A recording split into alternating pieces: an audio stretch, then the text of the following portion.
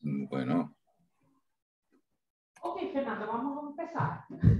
Muy bien. Perfecto. Entonces, muy buenas tardes a los estudiantes y las estudiantes que están en el salón.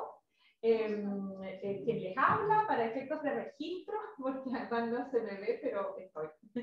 Soy Marcela Cubillos Poblete, académica del Instituto de Historia y Ciencias Sociales de la Universidad de Valparaíso, y esta actividad se inscribe dentro de las actividades vinculadas al curso Mundo Antiguo, pero también durante la semana de Mechona, como se llama en Chile, que es una semana que se dedica a la celebración del inicio del año, principalmente dirigida hacia los estudiantes de primer año. Así que se pudo inscribir en ese contexto. Lo mismo contamos con varios estudiantes en la sala. Quien nos va a acompañar y dirigir principalmente es Fernando García Romero. Él es filólogo griego, académico de la Universidad Complutense de Madrid, en España, y nos va a ofrecer, como pueden ver, por el título de su conferencia, la charla titulada Importancia política del deporte en la antigüedad griega. El procedimiento va a ser como tradicionalmente son estas actividades, con un tiempo de exposición del profesor, y vamos a dejar al final un tiempo del orden de los 15 a 20 minutos para que formulen preguntas o hagan comentarios. Y como estamos en esta modalidad híbrida y que requerimos micrófono, en su momento me va levantando la mano y yo se las voy transmitiendo a él para que la escuche mejor. Ok. Listo, Fernando, puedes partir. Yo voy a apagar una luz para que se vea un poco mejor tus imágenes. Muchísimas gracias por haber aceptado la invitación. Bueno, muchísimas gracias a ti. ¿Se me oye bien? Sí, perfecto. Muy bien.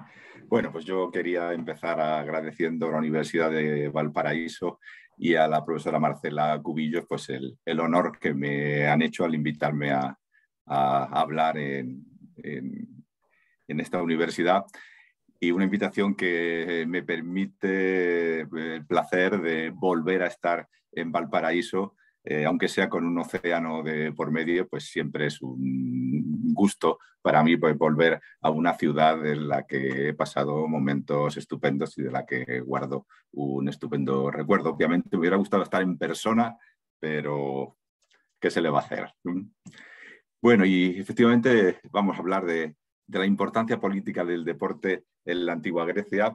Imagino que todos los presentes son perfectamente conscientes de la enorme repercusión que tienen en el mundo de hoy todas las actividades que tienen que ver con el mundo del deporte, la gran importancia e influencia política, económica y social que tiene el deporte en el mundo de hoy. Pues bien, yo creo que si ha habido otra época a lo largo de la historia de la humanidad en la que el deporte ha tenido una influencia social, política, económica, a todos los niveles, como la que tiene en el mundo de hoy, es en la antigua Grecia. Hagan ustedes la prueba, cojan cualquier obra literaria de la Grecia antigua, de una cierta extensión, o lean un libro sobre la antigua Grecia, me da igual el tema, sobre política, sobre literatura, arte, educación, economía, sobre lo que quieran, y será dificilísimo que no encuentren una referencia al mundo del deporte. Y es más, en esos libros seguramente encontrarán ustedes repetida una idea que funcionó a lo largo de toda la historia del mundo griego antiguo, y es que los griegos consideraban que la práctica del deporte era una característica esencial de su civilización. Entre otras muchas cosas, su cultura se caracterizaba porque ellos practicaban el deporte y además lo practicaban en unas determinadas condiciones. Para empezar, hacían deporte desnudos, y eso los diferenciaba de otros pueblos que no practicaban el deporte de manera tan sistemática como lo hacían los propios griegos. Y esto no solo vale para lo que los griegos pensaban de sí mismos, sino para lo que otros pueblos pensaban de los griegos, porque otros pueblos identificaban a los griegos con el deporte. Los griegos eran esos señores que practican el deporte, ¿no?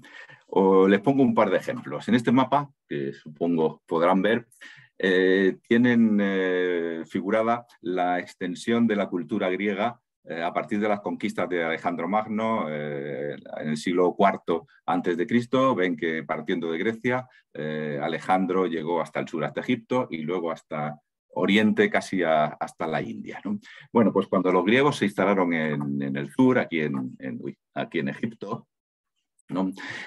Sabemos por los escritos antiguos que cuando los egipcios querían referirse a los griegos, los podían llamar los griegos, pero también los llamaban en griego hoi ektugymnasiou, es decir, los del gimnasio, ¿no? Los griegos se caracterizaban porque eran esos señores que practicaban deporte en los gimnasios, ¿no? Y hacia Oriente, ven que está señalada en el mapa la ciudad de Samarcanda, que está a unos 6.000 kilómetros de Atenas, nada menos, ¿no? Bueno, pues un poco al sur de la ciudad de Samarcanda, en el territorio que es actualmente de Afganistán, el norte de Afganistán, llegaron los griegos y fundaron esta ciudad que se llama, le pusieron el nombre de Alejandro, Alejandría, del río Oxo, ¿no? Pues bien, obviamente los griegos, cuando se difundieron su cultura por Oriente hasta la India, llevaron consigo sus instituciones, su manera de vivir y naturalmente llevaron sus gimnasios, que eran un elemento esencial en su vida cotidiana incluso. Bueno, pues en esta ciudad de Alejandría del Oxo, nada menos, repito, que a 6.000 kilómetros de Atenas, los arqueólogos han encontrado una ciudad de características absolutamente griegas. Y como es una ciudad griega, no pueden faltar los edificios que caracterizan la cultura griega. Y entre esos edificios están, como ven en el mapa, por supuesto, un teatro y también un gimnasio, que nunca puede faltar en una ciudad griega. Y un gimnasio además enorme, tiene como 10.000 metros cuadrados, y esto digo, a 6.000 kilómetros de Atenas.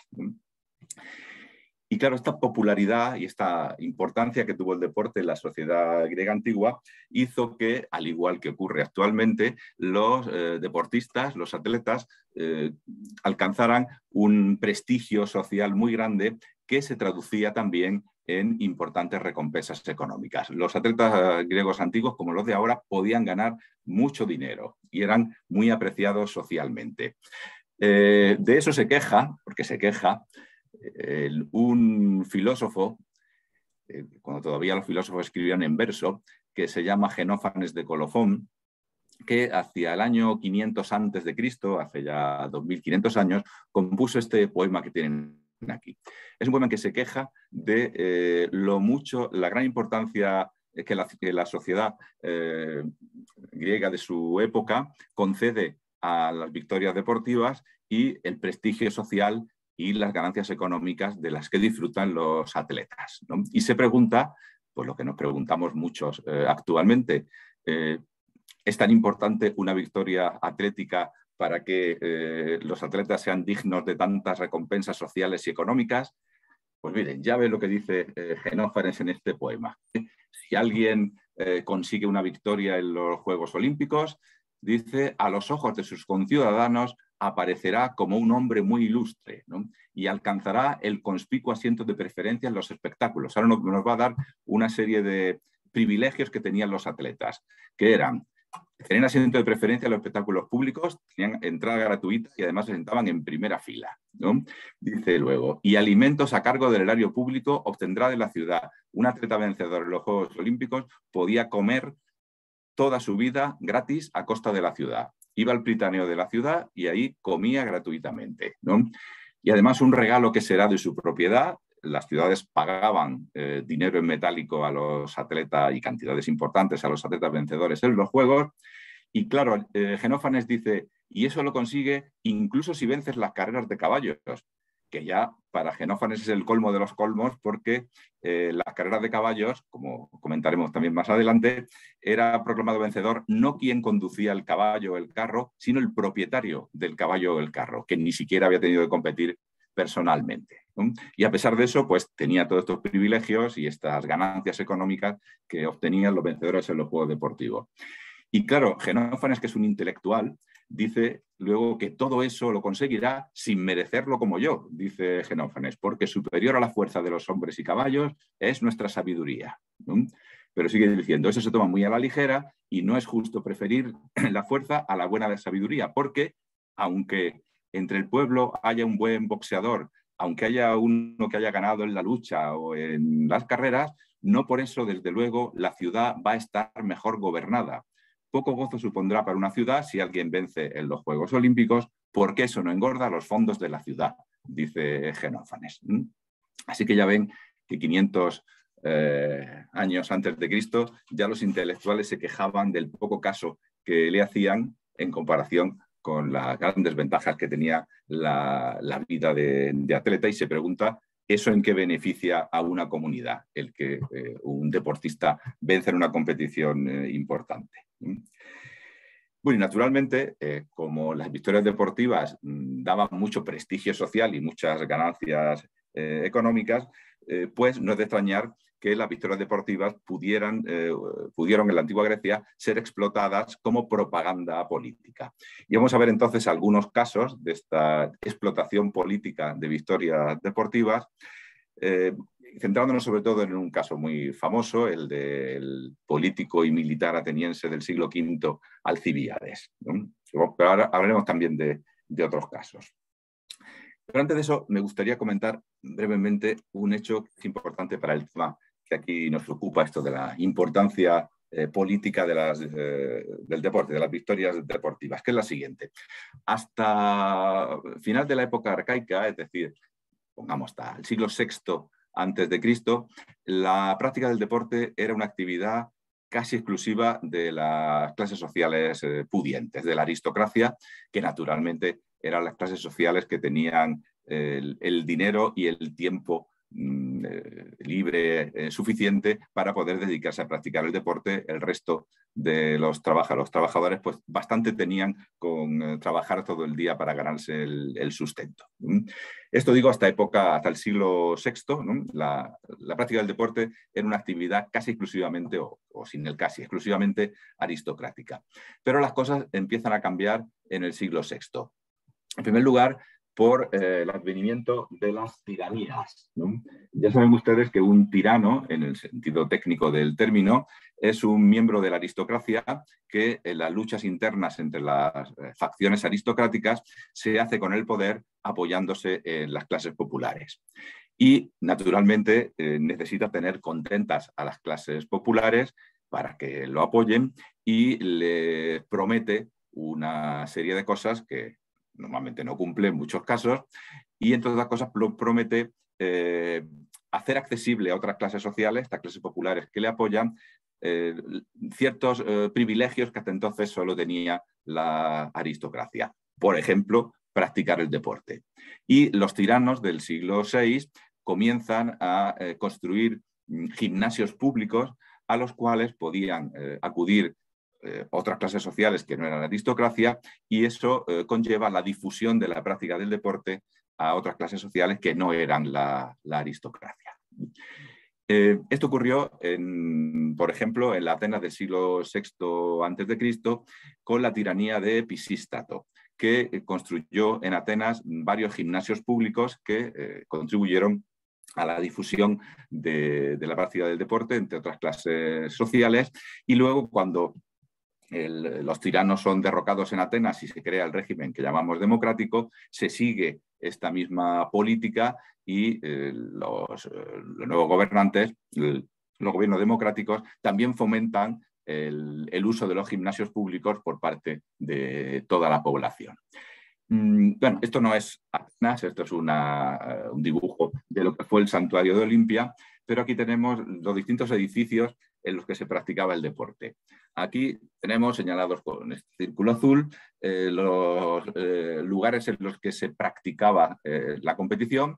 Este es el estadio y a su lado el hipódromo para las competiciones hípicas. Y luego aquí tenemos los dos edificios que se utilizaban para los entrenamientos, que son este edificio de planta cuadrada, que es la palestra, y este edificio de planta rectangular, que es el gimnasio, que tenía más extensión y, claro, se utilizaba, por ejemplo, para las carreras, para practicar carreras o lanzamientos de disco, jabalina, que naturalmente necesitaban más espacio del que no disponía una palestra. Y estos gimnasios se hacían normalmente en un santuario y a orillas de un río y demás. Bueno, pues en Atenas, como decía, en el siglo VI se construyeron 3 grandes gimnasios públicos que extendieron la práctica del deporte a otras clases sociales. Los gimnasios públicos los tienen en este mapa, no sé si aparece muy bien, este es un mapa de Atenas en el siglo V a.C. Aquí está la ciudad, estos son los muros largos que unían la ciudad con el puerto del Pireo, y ven que en torno de los muros de la ciudad, en torno a la ciudad, están los 3 grandes gimnasios públicos. Son este de abajo, Cinosarges, este es el Liceo y este es la Academia. Todos son santuarios, ¿eh? La Academia es el santuario dedicado al dios Academo, el Liceo a Apolo Licio y demás, ¿no? Estos son los 3 grandes gimnasios públicos de Atenas. Y me gustaría que se fijaran un momento en el nombre que llevan esos gimnasios, ¿no? Digo que uno se llama Academia, el otro el Liceo y otro Cinosarges. Estoy seguro que a ustedes estos nombres actualmente no les suenan a instituciones para la práctica del deporte, sino a instituciones para la enseñanza, ¿no? Academia o liceo, ¿no? Y sabrán ustedes naturalmente que nosotros utilizamos estos términos academia y liceo porque en la academia se reunían, en el gimnasio llamado academia, se reunían los discípulos de Platón, la escuela de Platón, y en el liceo se reunían los discípulos de Aristóteles, de la escuela de Aristóteles, y en Cinosarges los filósofos de la rama cínica, ¿no? Y digo esto por una cuestión que me interesa mucho destacar, y es que, como se puede deducir de esto que acabo de decir, que si ahí se reunían los filósofos, los gimnasios fueron no solo el centro de la actividad deportiva en Atenas, sino también un centro fundamental de la vida cultural, de la vida intelectual de la antigua Grecia. Eran espacios de reunión no solo para practicar el deporte, sino para charlar, dar clases y demás, ¿no? Porque esta unión entre deporte y cultura o vida intelectual es característica también de la antigua Grecia. Bueno, vamos entonces a hablar de la explotación política de las victorias deportivas, y para ello vamos a coger un caso paradigmático que es el del político y militar ateniense de finales del siglo V a.C., Alcibíades, ¿no? Que es un personaje, uno de los personajes más controvertidos del mundo antiguo, ¿no? Yo no sé cuál será su opinión sobre Alcibíades. Yo debo confesar que, como se diría hoy, soy un auténtico hater de Alcibíades. Me parece un personaje aborrecible. Otros no piensan naturalmente como yo. Fue un personaje controvertido ya desde su propia época. Este señor que hubo importantes cargos políticos y militares en Atenas entre 420 y 414, que es la época de la guerra del Peloponeso, cuando los atenienses y sus aliados están luchando contra los espartanos y sus aliados. Alcibíades es general del ejército ateniense entre 420 y 414. Cuando cae en desgracia en Atenas, se marcha a Esparta y ayuda a los espartanos contra los atenienses, hasta que cae en desgracia en Esparta en 412 y se va entonces a Persia y ayuda a los persas contra los atenienses y los espartanos.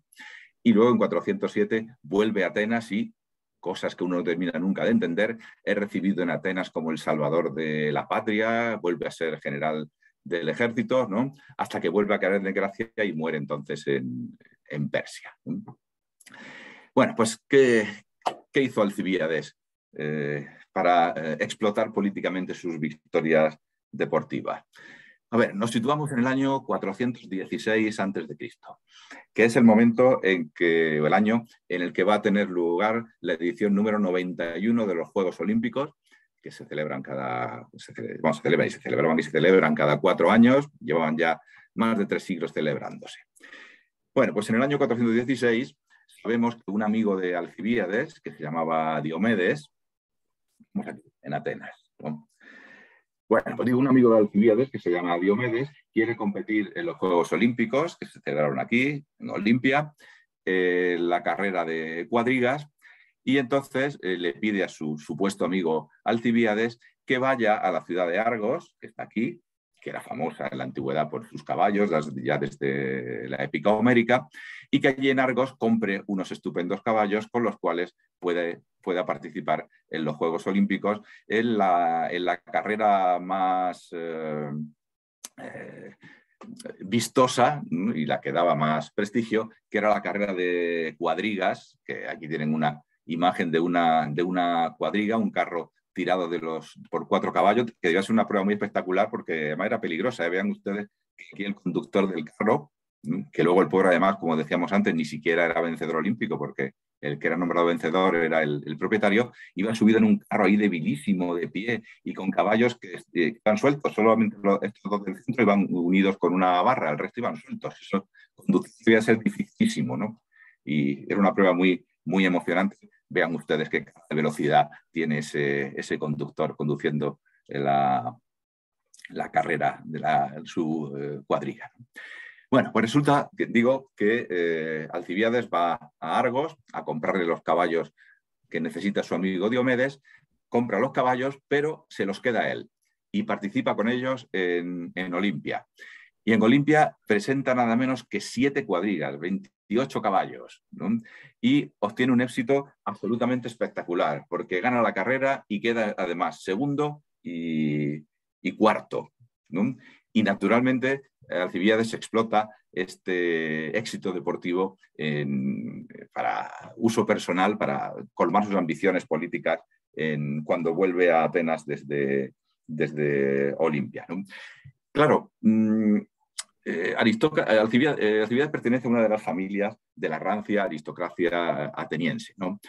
Y claro, decía antes que a partir del siglo VI, ya la Atenas democrática del siglo V, la práctica del deporte se extiende en todas las clases sociales, ¿no? Y ya atletas que no pertenecen a la aristocracia comienzan a participar en las competiciones deportivas.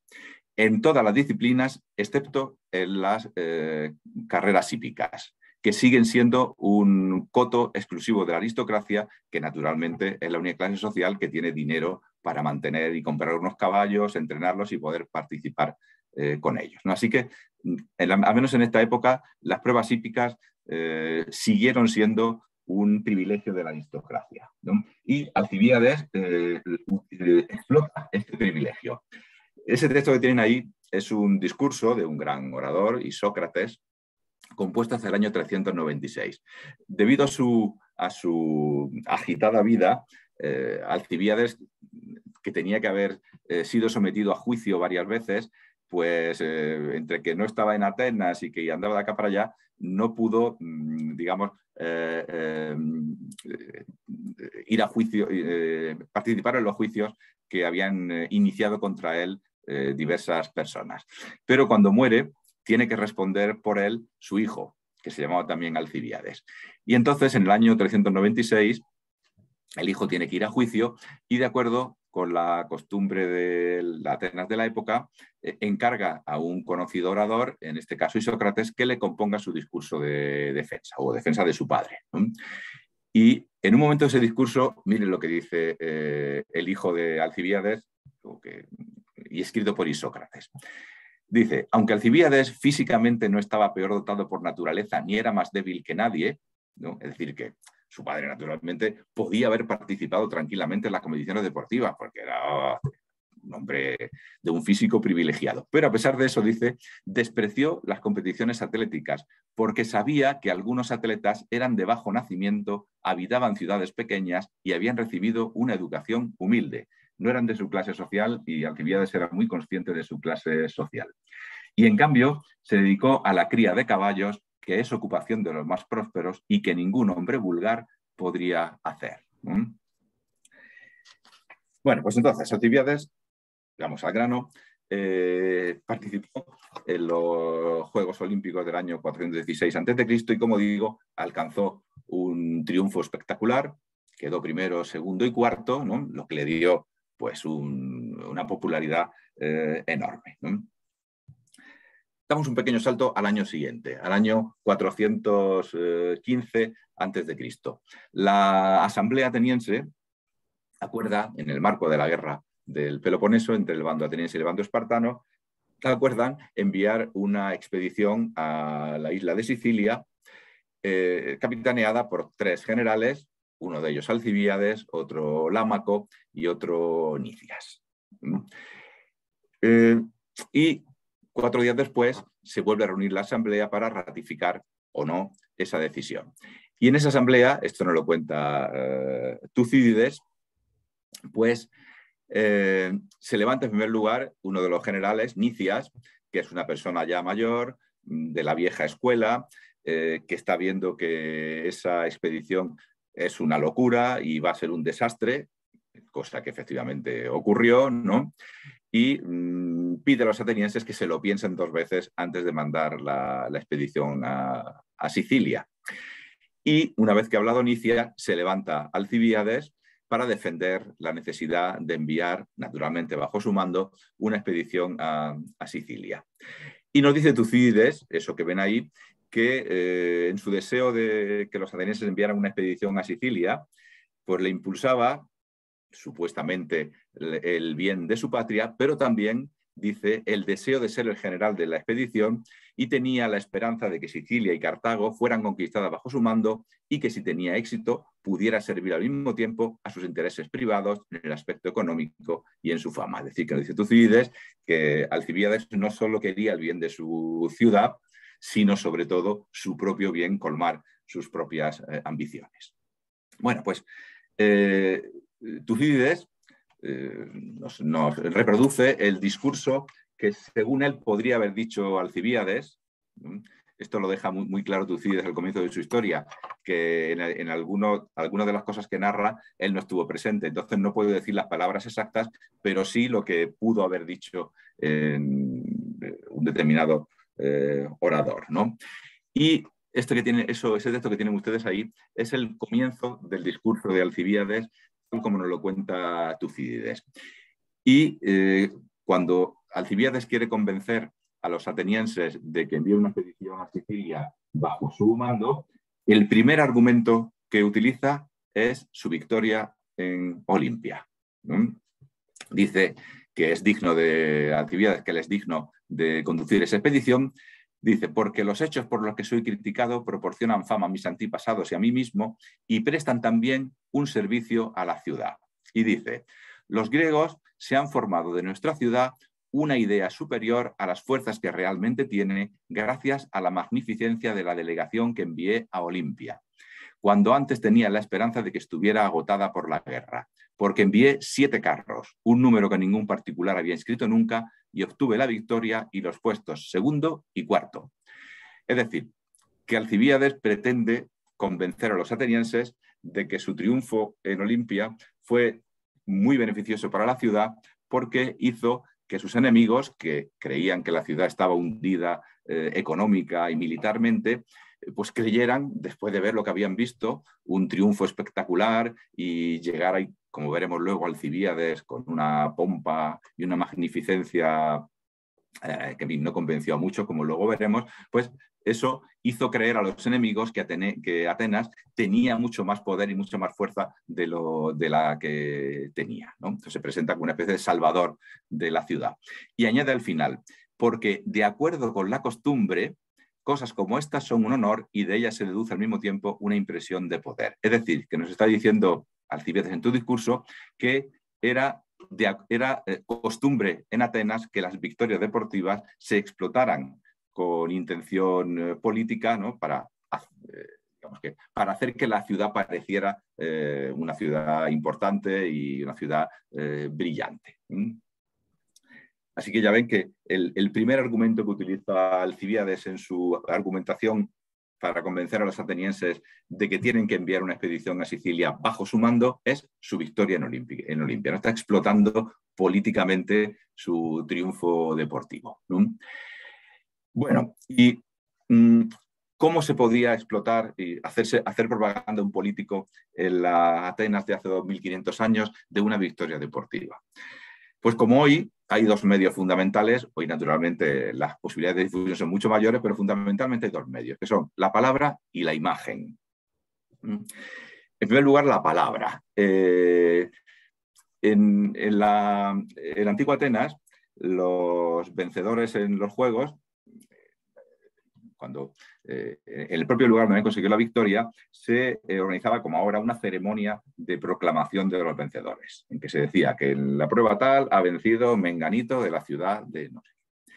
Y entonces, si una persona rica o quería explotar por cualquier razón su victoria deportiva, contrataba a un poeta que componía un poema, un tipo de composición que se llama un epinicio, que es un canto en el que se alaba la victoria deportiva de un vencedor atlético y se alaba de paso también otras muchas cosas. Se alaba pues, su riqueza, ser un bienhechor, las cosas que ha hecho en beneficio de la ciudad, etcétera, ¿no? O sea que es un poema de propaganda, de elogio a un vencedor deportivo que se cantaba bien en el momento de la proclamación de los vencedores, en el lugar en el que había tenido lugar la victoria, en los Juegos Olímpicos, por ejemplo, y luego también cuando el atleta regresaba a su patria, como veremos, regresaban como ahora en loor de multitudes, con un montón de gente que los recibía y los aclamaba, ¿no?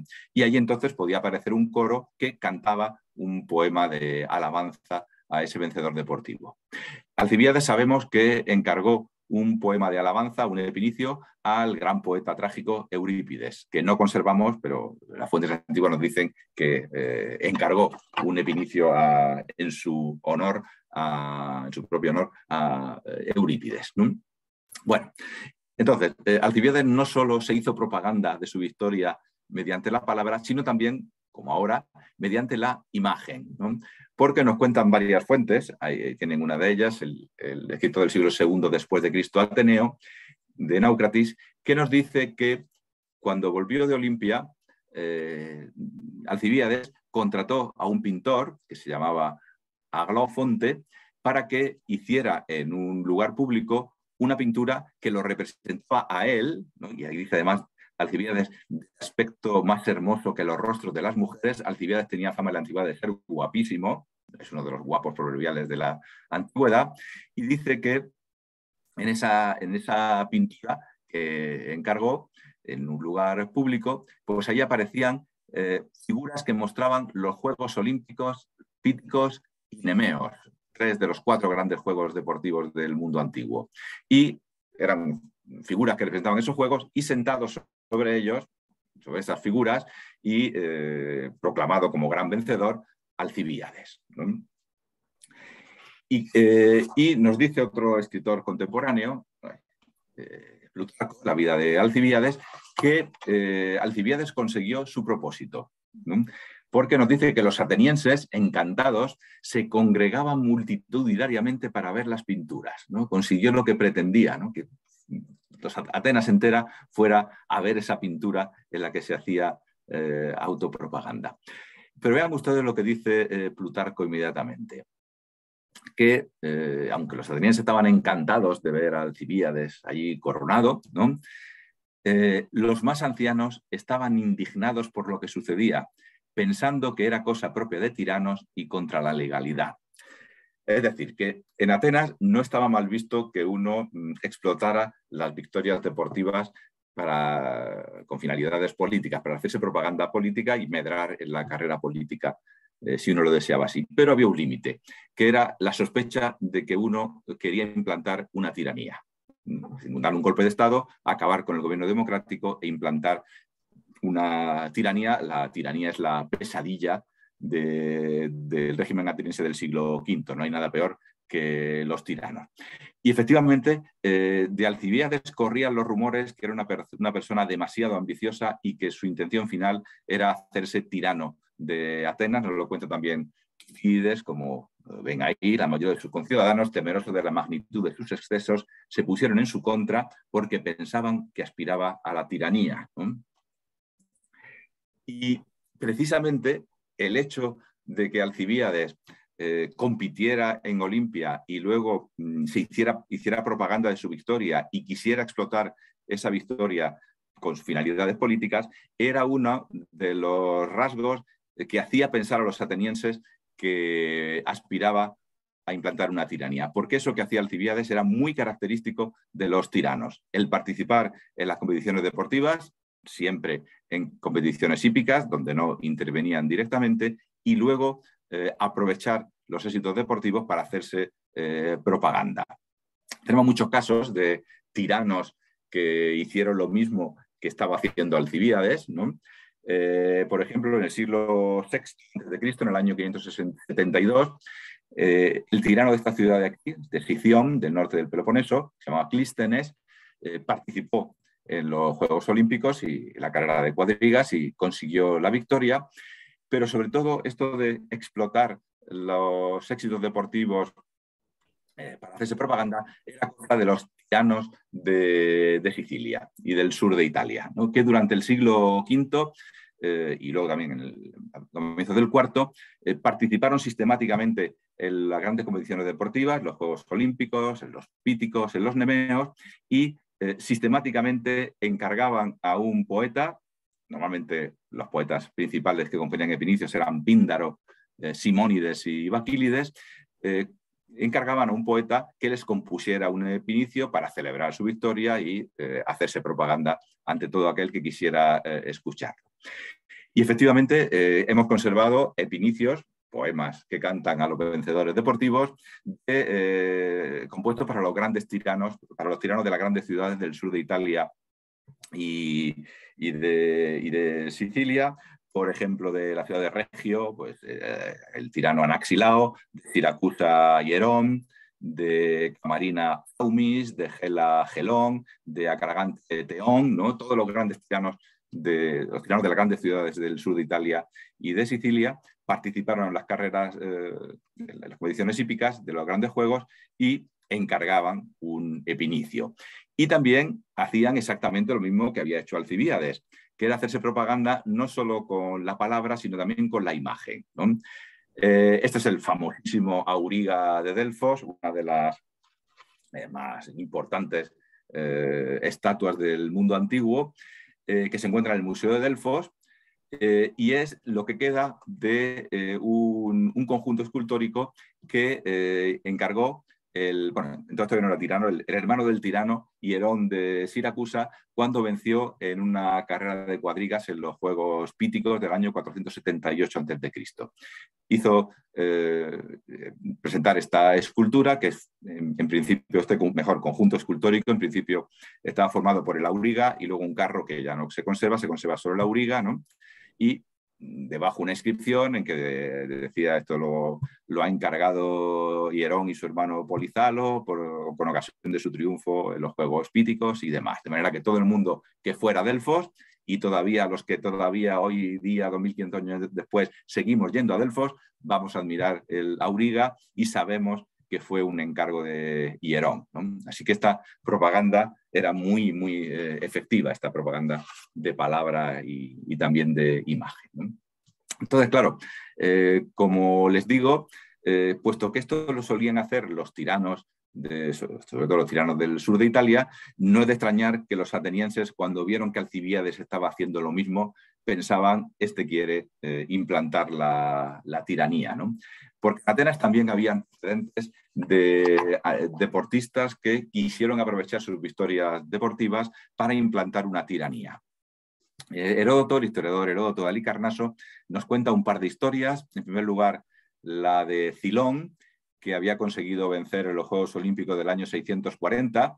Este, por cierto, sí venció por sí mismo, venció en la carrera, en una de las carreras de velocidad, no en la competición de carros, con lo cual él compitió personalmente, ¿no? Y dice que 8 años después, seguramente no por casualidad, coincidiendo también en año olímpico, intentó un golpe de Estado para hacerse con el poder en Atenas, un golpe que fracasó, pero seguramente Cilón quiso explotar la popularidad que tenía como vencedor olímpico para intentar hacerse tirano. Y un siglo después, Pisístrato, el tirano de Atenas, también compró, digamos así, una victoria deportiva para hacerse propaganda.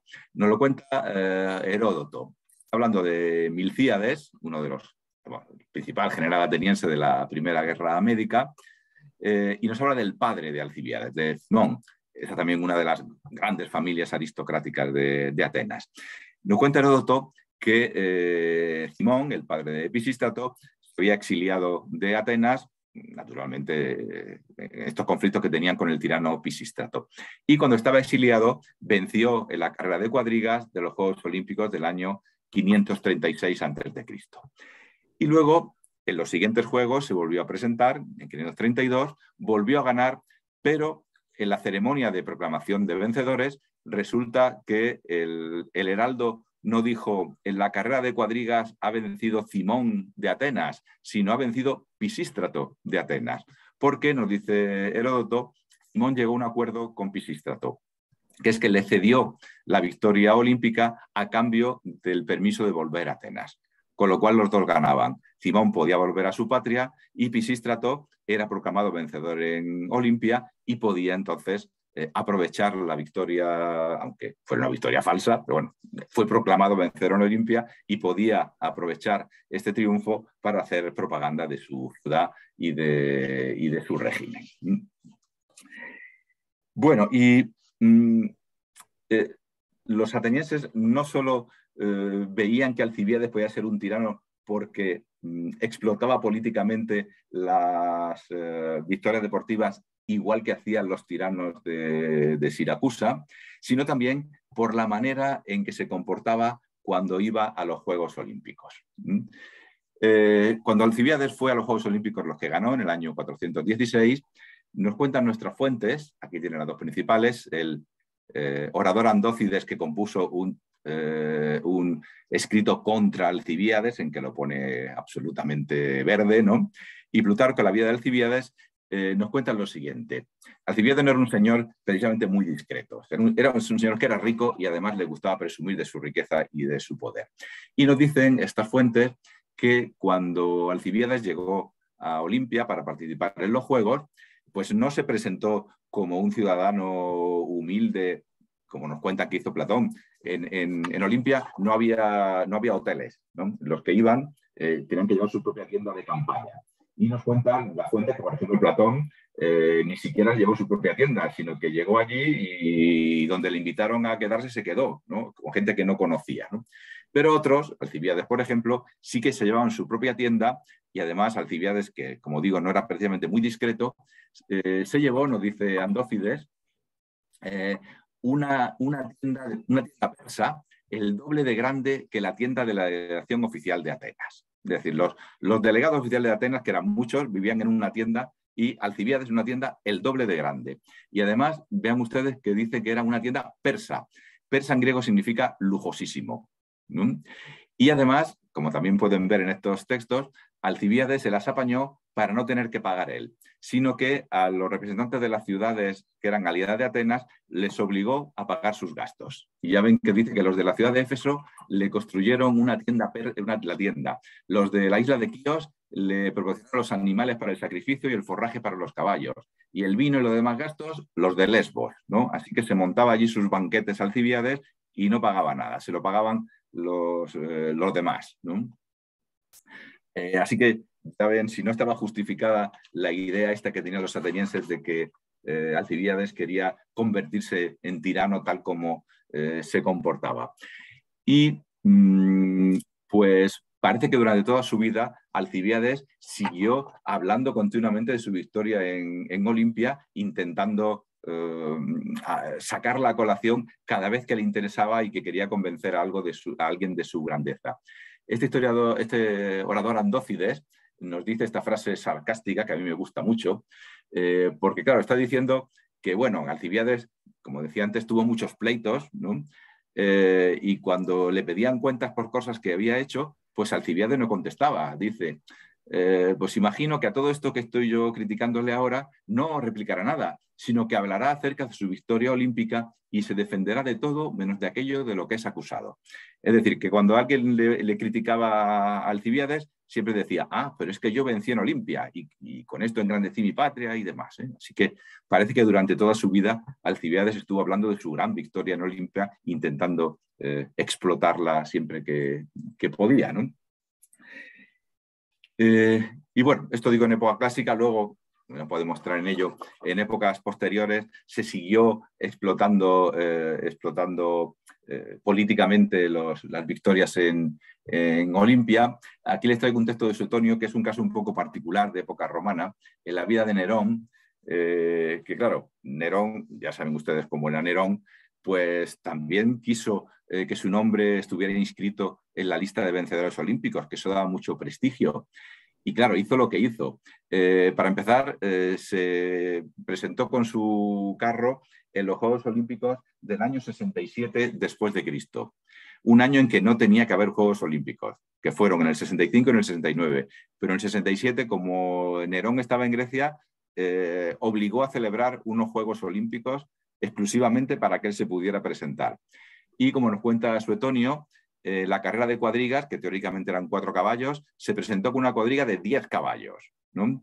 Y claro, 10 caballos, si 4 caballos son difíciles de manejar, 10 es imposible, así que se cayó varias veces. Cada vez que se caían le volvían a subir al carro. No consiguió llegar a la meta, pero da igual, al final lo proclamaron vencedor olímpico, ¿no? Que era lo que él quería, ¿no? Naturalmente, luego en cuanto murió, su nombre fue borrado de la historia olímpica, ¿no? Pero ya ven que incluso muchos siglos después, en época romana, el ser proclamado vencedor olímpico daba prestigio, ¿no? Bueno, y para ir finalizando, quería comentarles también que esto de explotar políticamente los triunfos deportivos no era solo cosa de individuos, personas individuales que querían colmar sus ambiciones, como Alcibíades o los tiranos sicilianos, sino que también podían recurrir los propios estados a hacerse propaganda de las victorias olímpicas de sus conciudadanos. Esto seguro que no es algo que no les sorprende porque se sigue haciendo en el mundo actual. Incluso, bueno, ahora mismo los atletas rusos no pueden participar en los Juegos Olímpicos en otras competiciones, no solo por la guerra de Ucrania, sino antes de eso tenían prohibida su participación, como sabrán los aficionados al deporte, sobre todo al atletismo, porque en Rusia ha habido durante muchos años un doping de Estado, ¿no? Un doping consentido por el Estado para conseguir mayores prestaciones de sus atletas, como ha hecho también China o la antigua República Democrática Alemana, porque vencer en las grandes competiciones deportivas da prestigio a un país, ¿no? Bueno, pues eso ya lo hacían también, se hacía también en la antigua Grecia. Y nuestras fuentes nos cuentan varias historias que, claro, pasa como ahora. Si un país, una comunidad, no puede crear los atletas capaces de vencer las grandes competiciones deportivas, pues, ¿qué se hace? Pues fichar a atletas de otros países que compitan representando al país que paga, ¿no? Naturalmente a cambio normalmente de dinero u otros privilegios, ¿no? Pues eso también ocurrió en la antigua Grecia. Seguramente, este que nos cuenta Pausanias, es seguramente el caso más famoso, es el de un famosísimo atleta que se llamaba Ástilo de Crotona. Crotona es esta ciudad que está en el sur de Italia, que fue entre 550 y 480 a.C., fue probablemente la ciudad más deportista de todo el mundo griego. De Crotona era seguramente el más famoso atleta de la antigüedad, Milón de Crotona, que era un luchador, pero sobre todo los de Crotona eran especialistas en las carreras de velocidad. De hecho, en esta época, en la segunda mitad del siglo VI a.C., hubo unos Juegos Olímpicos en los que los 7 primeros corredores de la prueba de velocidad eran de Crotona, ¿no? Y el último representante de esta gran escuela de Crotona fue este Ástilo de Crotona. Ástilo pues ha conseguido lo que consiguió en las Olimpiadas de Río de Janeiro Usain Bolt, el jamaicano Usain Bolt. Porque Ástilo de Crotona en el año 488 venció en las 2 carreras de velocidad, que son el equivalente a nuestros 200 y 400 metros. En los siguientes Juegos Olímpicos, en 484, volvió a vencer en esas 2 pruebas. Y en los siguientes, en 480, venció en esas 2 pruebas y además en la carrera con armas, una carrera que iban con escudo y grebas. Pero este señor era de la ciudad de Crotona, en el año 480, cuando iba a ser proclamado vencedor, resulta que el heraldo no dijo ha vencido Ástilo de Crotona, sino ha vencido Ástilo de Siracusa. Porque resulta que, como nos cuenta Pausanias, se presentó Ástilo como representante no de su ciudad natal, sino de Siracusa. Y nos dice Pausanias que lo hizo para complacer a Hierón, una frase muy ambigua que seguramente quiere decir que Hierón le pagó a Ástilo para que se hiciera ciudadano siracusano y representara a Siracusa en los Juegos Olímpicos. Claro, naturalmente, como se pueden imaginar, los de Crotona no se tomaron muy a bien la traición de Ástilo, y nos dice Pausanias que convirtieron su casa en cárcel, que era un castigo para los traidores, y destruyeron la estatua que le estaba dedicada en el templo de Hera Lacinia, ¿no? Lo mismo hizo, nos lo cuenta también Pausanias, un corredor cretense que se llamaba Sotades. Los cretenses eran especialistas de las carreras de fondo, que venció en los Juegos Olímpicos del año 384 y se hizo proclamar cretense, pero en los Juegos Olímpicos siguientes ya no se representaba a Creta, sino a la ciudad de Éfeso, en Asia Menor. Y dice Pausanias que a recibir dinero de la ciudad de Éfeso. Es decir, que la ciudad le pagó a Sotades para que participara representando a Éfeso y los de Éfeso pudieran presumir de una victoria olímpica. Y como ven, los de Éfeso tampoco se lo tomaron muy a bien y dicen que lo castigaron con el exilio por esta acción. Bueno, si nos sirve de consuelo, no todo el mundo aceptaba los sobornos. Nos cuenta también Pausanias que en el año 388 venció en el boxeo infantil, había en Olimpia también competiciones infantiles, un muchacho de la ciudad de Mileto, también en Asia Menor, llamado Antípatro. Entonces el tirano de Siracusa, que era Dionisio II, intentó sobornar a este Antípatro para que se presentara como representante de la ciudad de Mileto, pero de la ciudad de Siracusa, no de Mileto, pero Antípatro no aceptó. Y nos dice Pausanias que en la ceremonia de proclamación de vencedores hizo proclamar muy orgulloso que él era de Mileto, que no era de Siracusa, y le puso debajo de la estatua una inscripción que decía: he vencido yo, que soy de Mileto, que no soy siracusano. Y claro, las ciudades de la antigua Grecia se identificaban, como las de ahora, con sus campeones deportivos, ¿no? Y esto que estamos acostumbrados a ver, esta es una imagen de hace unos años en que el Club de Fútbol Atlético de Madrid ganó la Liga Española. Y ocurría imagino que lo que ocurrirá con el equipo que gane la Liga Chilena, que hace un paseo en autobús con un montón de gente celebrando esa victoria, ¿no? Pues esto ocurría ya en la antigua Grecia, ¿no? Nos cuenta, por ejemplo, Diodoro de Sicilia, que un corredor de la ciudad de Acragante, en Sicilia, que se llama Exéneto, venció la carrera de velocidad en el año 412, y dice que cuando regresó a su patria desde Olimpia, lo condujeron desde el puerto de la ciudad sobre un carro y lo escoltaban, aparte de otras cosas, 300 carros tirados por caballos blancos. No me dirán ustedes que ir acompañado por un cortejo de 300 carros tirados por caballos blancos es muchísimo más elegante y mucho más bonito que ser recibido por una multitud yendo en autobús, ¿no? Así que estas entradas triunfales en la ciudad lo hacían ya en la antigua Grecia, y eso es una muestra de la enorme identificación que había entre la comunidad y los atletas, que se traducía luego pues en la popularidad de los atletas. Y ya para acabar, les diré que esta importancia que daban las ciudades como institución a los triunfos deportivos llegó incluso a hacer que las ciudades se inmiscuyeran en las decisiones de los árbitros y que incluso intentaran presionar para que sus atletas ganaran. Nos cuenta también Pausanias el caso del ateniense Calipo. Este ateniense participaba en la prueba del pentatlo, en que los atletas participaban en 5 pruebas: el lanzamiento de disco, de jabalina, la lucha, el salto de longitud y la carrera de velocidad. Y en el año 332 a.C. Y dicen que para vencer sobornó a sus contrincantes. Los árbitros se dieron cuenta y multaron a Calipo y multaron a sus contrincantes.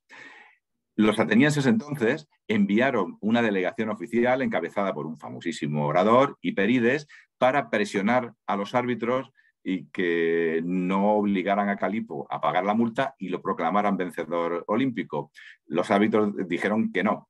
Y entonces los atenienses amenazaron con boicotear los Juegos y presionar a sus aliados para que también los boicotearan, ¿no? Y nos dice Pausanias que el asunto se arregló porque el santuario de Delfos, los sacerdotes dijeron que no iban a dar un solo oráculo más a los atenienses hasta que no pagaran la multa que debían. Así que los atenienses tuvieron que plegarse, ¿no?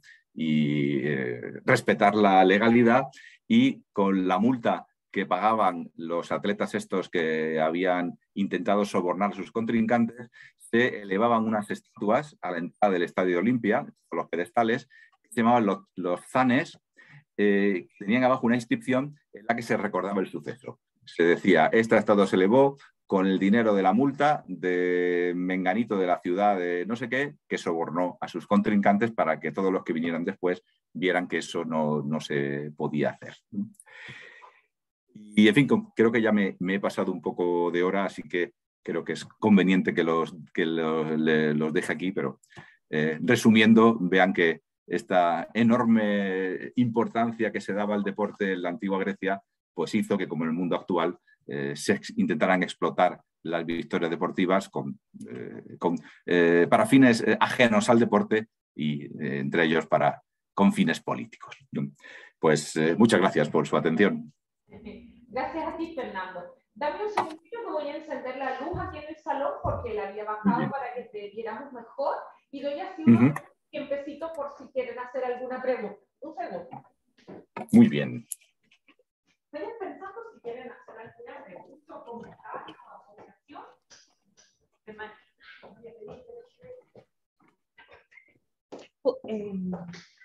¿Podrías dejar de compartir la pantalla para ponerla en condición completa? ¿El qué, perdona? Que deje de compartir pantalla, ¿no? Tienes que finalizar la presentación y arriba debería aparecer una... Ya está, ¿no? Claro, eso. Okay. Ya está, ¿no? Bien, a ver. Ok, ahí.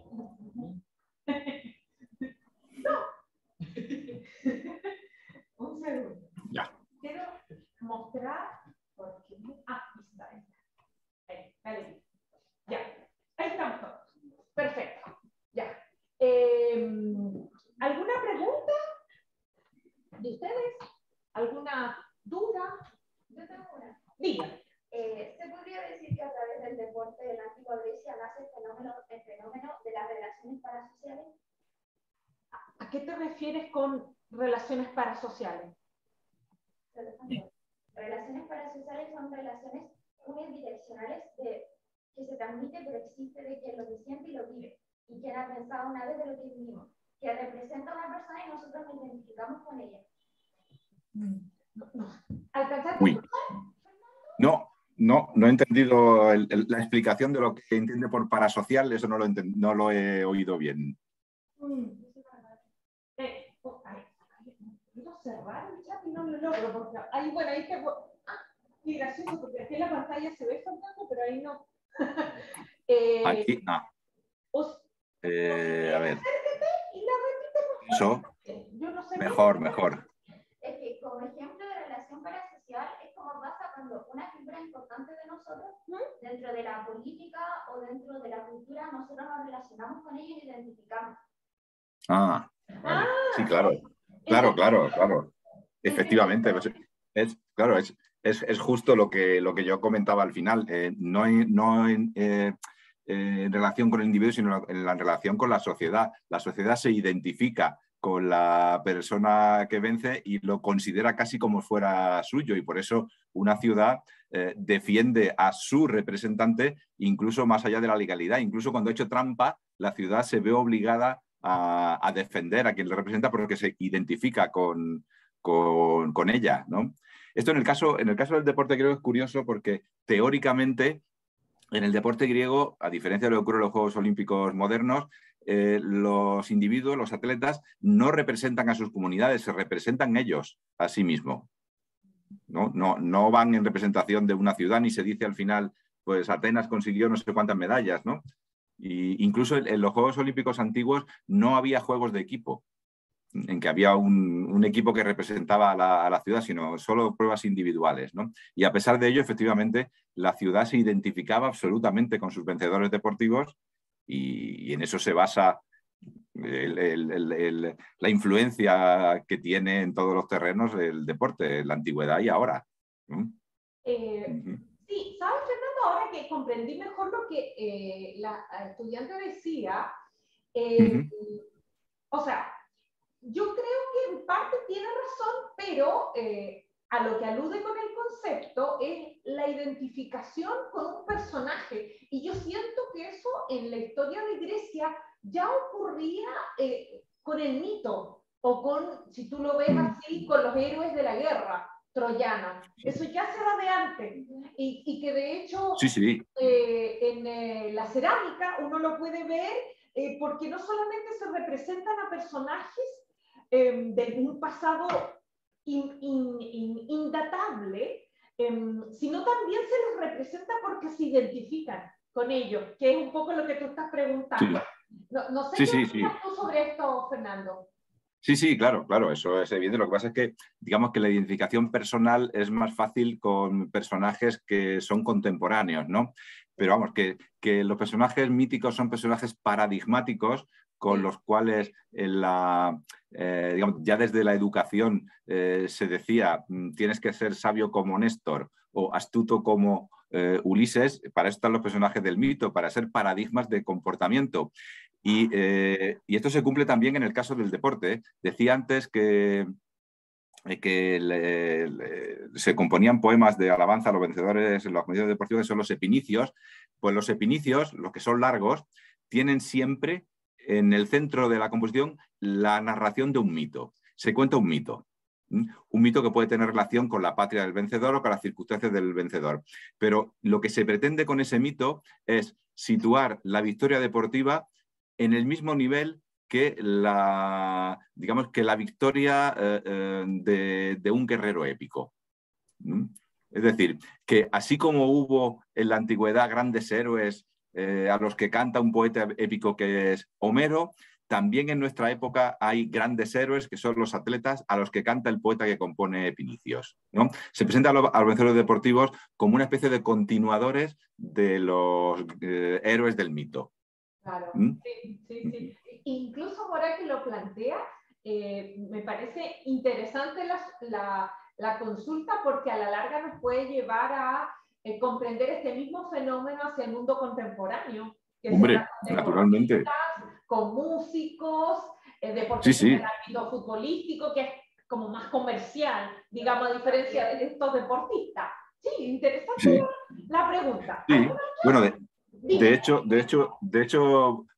ustedes tienen allí cerquita Argentina, donde hubo un gran futbolista conocido de todos, llamado Diego Armando Maradona, recientemente fallecido. Pues en Argentina existe una iglesia que se llama la Iglesia Maradoniana de la Mano de Dios, que tiene sus fieles y su culto, más o menos paródico, pero tiene sus fieles, su culto religioso. Está inscrita en el registro de asociaciones religiosas, ¿no? Así que ya ven si se identifica uno con los deportistas en el mundo moderno. Muy cierto. ¿Alguna otra consulta o duda que diga? ¿A qué se deberá esa glorificación que se hace al deportista dentro de las sociedades, por ejemplo? ¿Pero contemporánea o de los más viejos? Claro, desde siempre, porque es algo que, como se ve desde el mundo antiguo, sucede y hasta el día de hoy. Sí, es exactamente lo mismo. Hombre, yo creo que en principio, desde el punto de vista psicológico, está en el hecho de que uno ve que son personas capaces de hacer lo que uno es incapaz de hacer, ¿no? De saltar 6 metros con una pértiga o correr los 100 metros en 10 segundos, ¿no? O darle una pelota y meterla en un mes, ¿no? Entonces, yo creo que eso es la base psicológica. Luego está claro también que es un entretenimiento, una cosa divertida con la que uno puede entretenerse y eso. Y llegar incluso a identificarse con las con las personas que lo hacen. Pero yo creo que el fundamento psicológico creo que es eso, la admiración ante una, digamos, una proeza física excepcional que uno es incapaz de hacer o se ve incapaz de hacer, ¿no? Quizás desde ese ángulo puede ser interesante observarlo hacia el mundo antiguo, que quien alcanza esa dimensión de alguna manera supera a los otros mortales. Sí, sí. Como que casi un dios, en ese Sí, sentido. Y que es una sí, además constante sí, en la mentalidad, un segundito, en la mentalidad griega, ese sí, sí. intento por parecer un dios, pero parecer no solo en lo físico, sino en las proezas, en las habilidades, y en el ámbito deportivo, si uno le da un giro para la antigüedad, un poco sí, digamos, el que compite. ¿Sí? ¿Fernando? Sí, no, de hecho, desde un famoso estudio de hace ya siglo y pico de Jacob Burckhardt, un historiador de las civilizaciones, que dijo que la cultura griega se caracterizaba por el espíritu agonístico.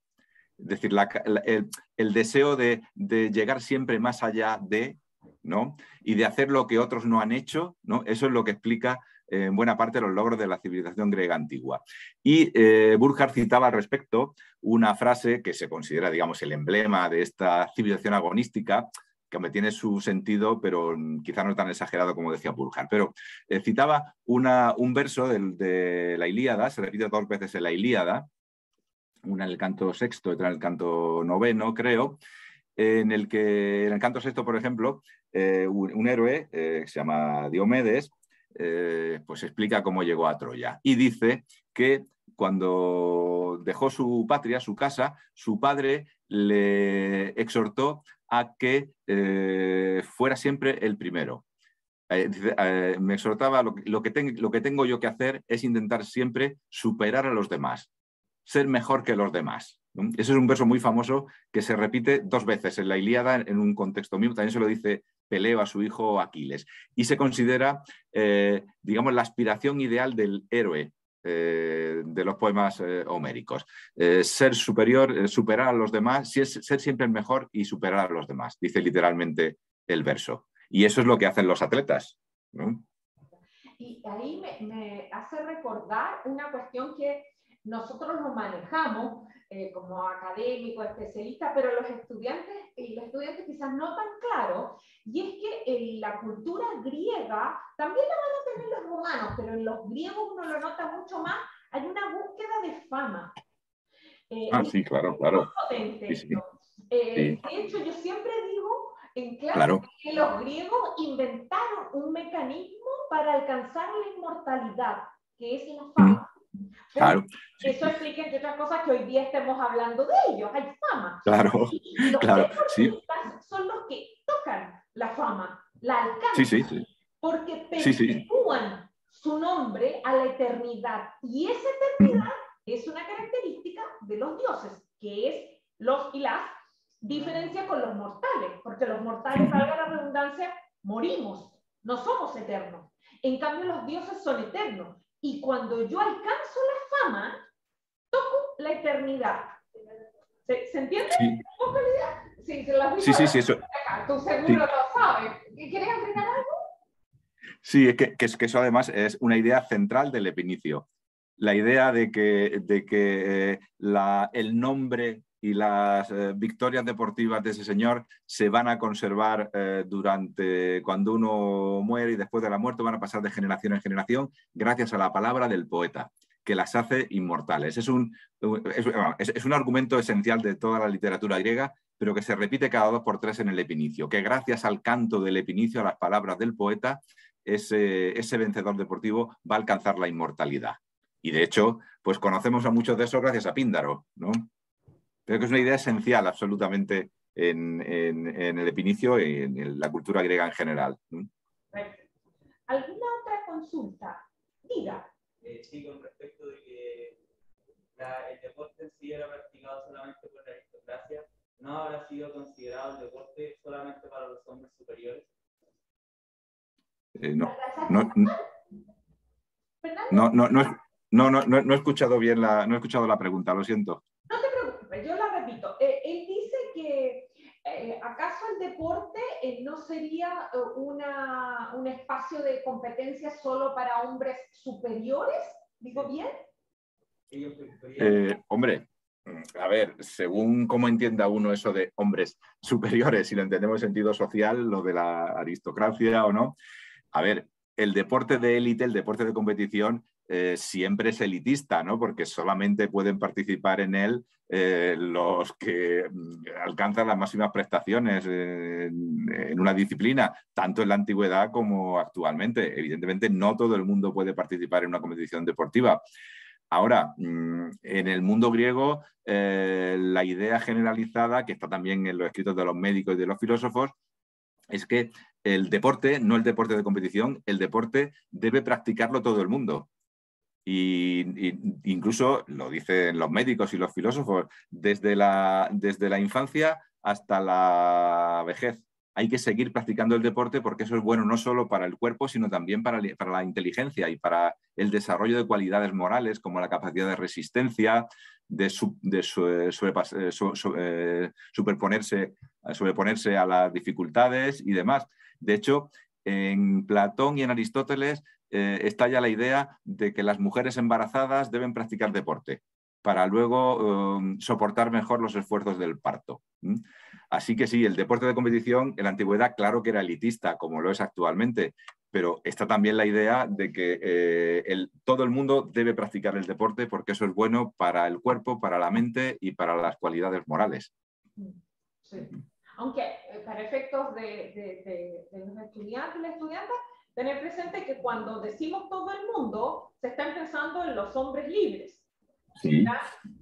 Ojo, si bien aquí es bien interesante porque Fernando observó esto que menciona Platón sobre las mujeres embarazadas, porque las mujeres, desde un punto de vista, digamos, filosófico del origen, no eran completamente libres porque pertenecían a alguien. Sin embargo, en este hacen esta diferencia, digamos, y se entiende que ellas, bajo esas circunstancias, cuando pertenecen a una familia libre, debieran hacer deporte.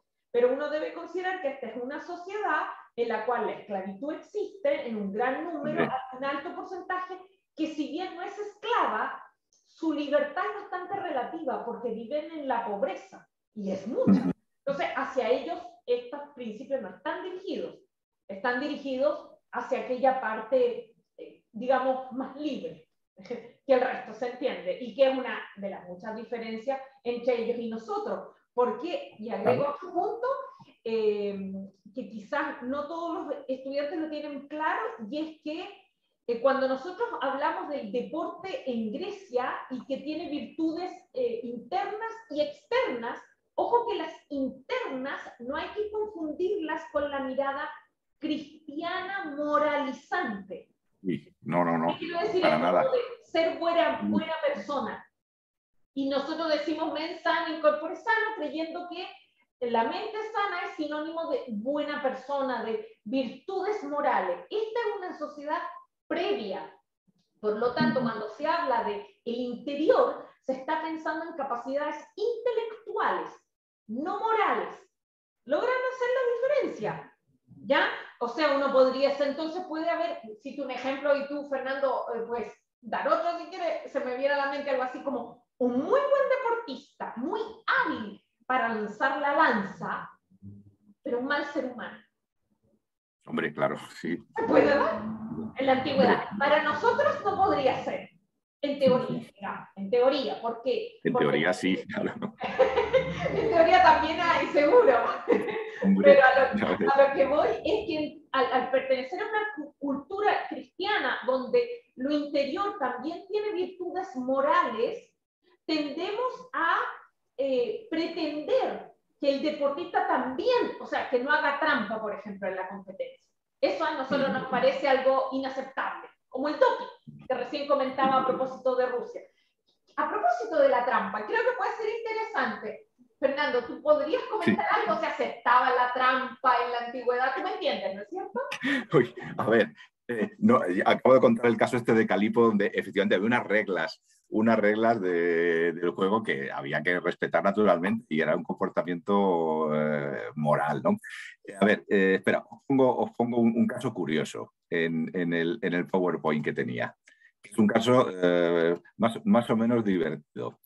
A ver, es el siguiente, a ver si lo veo. Porque claro, teóricamente no se podía hacer trampa, pero claro, el prestigio que daba y el dinero que daba una competición deportiva, pues era a veces una tentación muy grande. Evidentemente el que hacía trampa estaba muy mal visto, ¿eh? Igual que ahora tenían que tener un comportamiento adecuado los deportistas. Pero digo, el deseo de vencer pues hacía a veces que se hicieran trampas, ¿no? Como nuestro amigo Calipo que salía antes. A ver, esto que tenemos aquí es un papiro que se ha hallado en Egipto. En el 2014 salió el papiro. ¿Qué es esto que tienen aquí? Que es un acuerdo para hacer trampas en una competición deportiva. Esto es muy divertido. Lo tenemos fechado ahí. Es el 23 de febrero del año 267 después de Cristo. Y en este papiro se nos dice lo siguiente. Es un contrato. Va a haber una competición deportiva, se van a enfrentar dos niños, dos muchachos, que son Aurelio Demetrio y Aurelio Nicantino. Son menores de edad, con lo cual ellos no pueden establecer un contrato y tienen que recurrir a sus padres o representantes legales, son los que firman el contrato. Entonces, el padre de Aurelio Nicantino, este señor Aurelio Acila, un personaje importante en la ciudad de Antinópolis, en Egipto, porque es sumo sacerdote, es un personaje importante, ocupa cargos públicos. Resulta que llega a un acuerdo con los representantes legales de otro luchador, Aurelio Demetrio, para que Aurelio Demetrio se deje vencer en una competición deportiva. Y el acuerdo al que llegan es este. Aurelio Demetrio ha acordado con mi hijo Aurelio Nicantino que la competición de lucha infantil era 3 veces. Para vencer la lucha había que caer 3 veces, ¿no?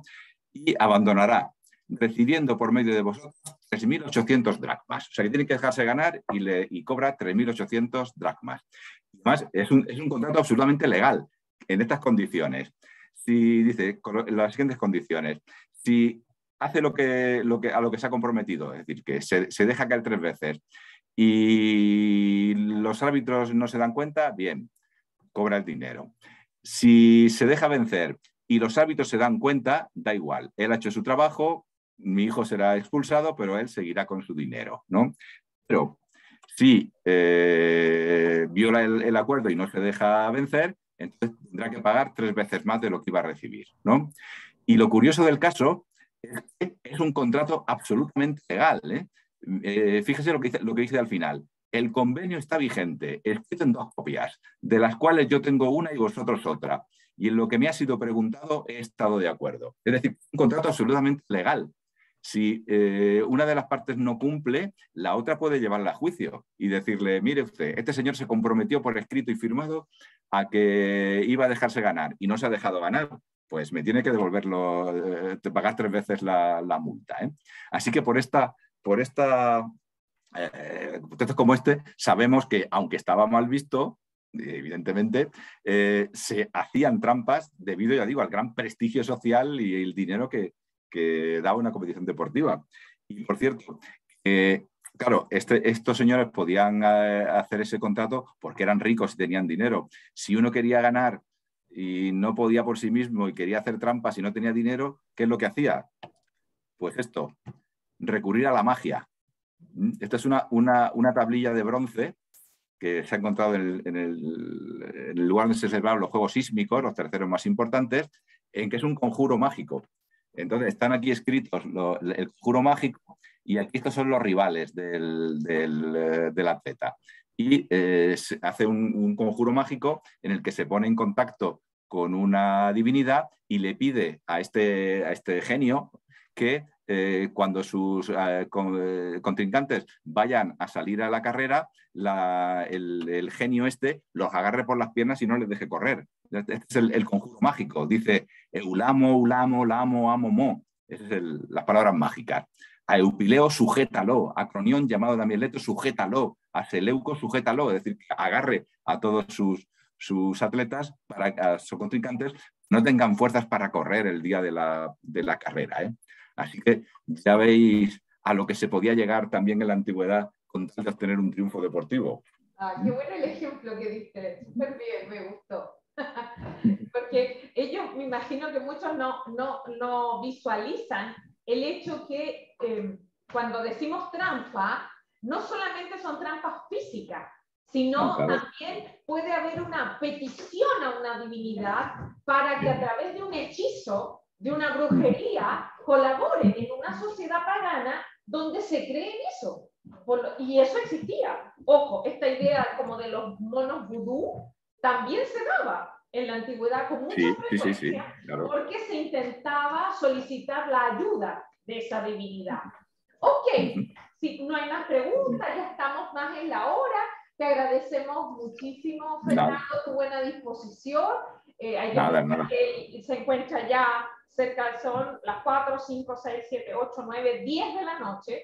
Sí, aquí son las 10 de la noche, sí. Sí, pobre, así que te dejamos descansar y nos despedimos. Le damos un aplauso como agradecimiento. Bueno, muchísimas gracias. Ha sido un... Nada, gracias a vosotros. Ha sido un placer estar de nuevo en Valparaíso, aunque sea lejos, a distancia. Nos vemos pronto una vez. Chao, un abrazo. Ojalá. Adiós. Buenas. Gracias.